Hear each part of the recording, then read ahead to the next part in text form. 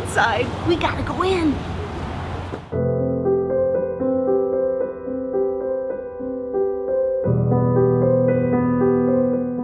And here we are with Jessica from the Mental Health Foundation of West Michigan. Good things that you do. We're on our way to see an artist that supports your foundation. But before we go there, what is the foundation all about? Yeah, so the Mental Health Foundation of West Michigan is the go-to source for mental health awareness and education throughout West Michigan and beyond. Our leading program is the Be Nice program. You've probably seen the logo around town on shirts, and it stands for Notice, Invite, Challenge, and Empower. So it's more than a phrase, it's an action plan. Yeah, so Be Nice, start yesterday. How can the community support your foundation? We have a lot of community events that happen throughout the year. Two of our big events are Stomp Out Stigma and the Shining Through event, which is an art show and auction, which is where we met Ivan. And those are two ways that we get awareness and education and donors together. Right, let's all be nice. Thanks.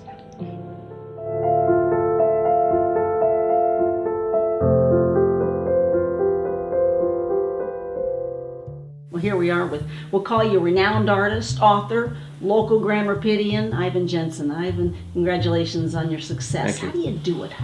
How are you so good?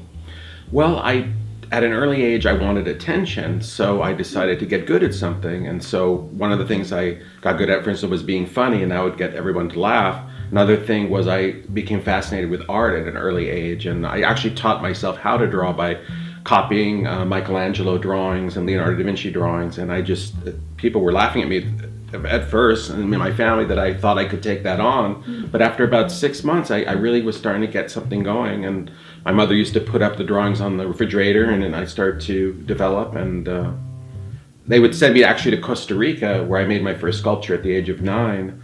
And just to get me out of their hair, because I was so hyperactive. And I ended up making a pretty quality sculpture there and surprised everybody. Let's start with your drawings. What's your niche? Faces? Well, I think the eyes was really the only thing. I'm self-taught mostly, and but someone taught me how to do eyes, and I think that's a key element in my art, is a look in the eyes to attract the viewer, kind of like the way Mona Lisa looks at us. And I do feature, most of my art is figurative or faces, and so I do a lot of faces, and sometimes I'll do famous people. I once painted Malcolm Forbes, Forbes magazine. He commissioned me to make his last portrait. I've painted Belinda Carlisle of the Go-Go's, and I've also painted my version of Van Gogh. I like to paint Van Gogh a lot. It's kind of a trademark of mine. I'll do large-scale 6-foot paintings of him, and they're pretty popular. So now put your author hat on. What's laid here? Well, what's happening? Yes, what's happening? Well, I got this new book called Gypsies of New Rochelle, and it's out on paperback and Kindle. And what this is, it's a story of the 80s. Sean Aldridge is 17 years old in the 80s, and he's got an eccentric family. And his sister is going to play Carnegie Hall, much like my sister did. And they've got a cousin who's caught up in a Hare Krishna type cult, and they've got a crazy manager named Carrie Casey who's kind of devilish, and it's just the mishaps. It's a very comic novel, and I kind of take my family lore and turn it upside down and twist it all around and make it into a kind of a comic romp. It's kind of like an Augustine Burroughs book, like a Running with Scissors.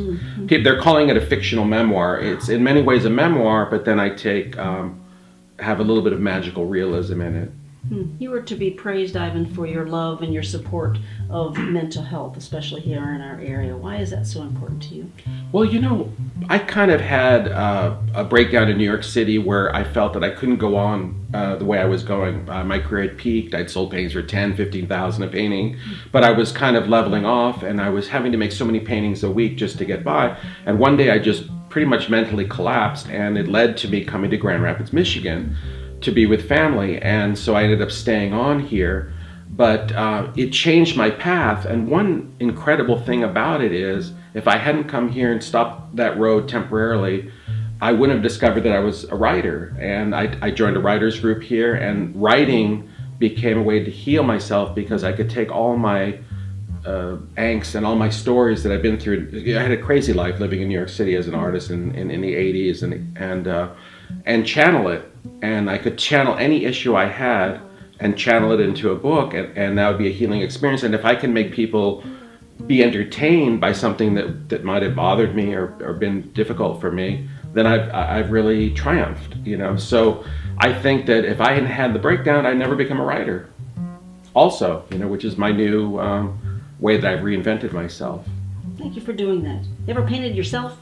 Well, it's interesting. Someone recently called me and they wanted me to make a 6-foot by 10-foot painting. And they said, could you do a self-portrait? And I said, I think you're mistaken, because sometimes people will say self-portrait when they mean portrait. I said, are you mistaken? They said, no, we want you to paint you. Yeah. Me? I said, me 10 foot by 6. I said, if you want, fine. But I do self-portraits, Good. sure. Looking forward to that. Ivan Jenson.